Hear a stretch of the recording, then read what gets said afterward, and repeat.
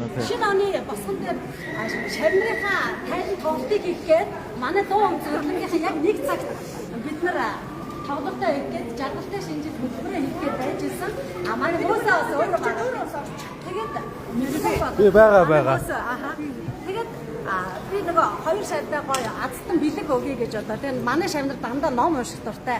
Багш нь бас дандаа хичээл болгон дээр 10 минут ном уншсан тухай ярилцдаг. Бид нар тэр ялангуяа тэр бомтон тэгээ эрэг сэтгэлгээ болоод тэгээ нөгөө таталцтай байдаг бид нар маш сонирхлаа. Тэгээд миний нар мандхад намайг багшаа та ерөөсөө залбираа суужаа гэж хэлдэг. Тэгээд би өнөөдөр үнэндээ энэ улаан машины төлөө залбирсан. Тэгээ дараа шавнартаа бэлэг авах гээд ном авахгүй явжсэн. Би ном авсан те. Ийм гоё ном одоо задлахаас ийм гоё ном авахгүй явжсэн чинь миний нэрийг дурдсан. Тэгээд ийм гоё улаан машины эзэн боллоо. Тэгээд ликлинist эрэхтэй би яг солонгост байгаа юм шиг би гадаадтай байгаа юм шиг их орондоо бүр ингээд миний их оронд ийм гоё болсон ямар гоё юм бэ гэм ликлинist хайртай. Тэгээд миний дуу хувьд урлан маань бол ликлинist 10 давхарт байдаг.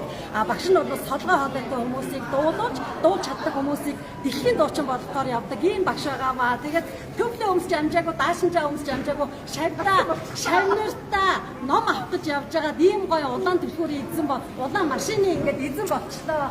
Үнэхээр шавнартаа хайртай шүү. Дэлхийн өнцөг болон багш байгаа 2000 оноос хойш миний шавнар байсан соёл урлагийн их сургуулийн одоо миний шавнар байсан төгсөгч одоо цагмаа болон ганцаарчилсан VIP сургалтаар сурдаг. Бүх шавнартаа энэ улаан машины аз хэмрийг өрөөж байна, талархж байна, гахалтай байна. За санагдаа nice. Би чамайг ороод манай мөөшөө. За миний шав мөөшөө сая лайвыг за баярлалаа.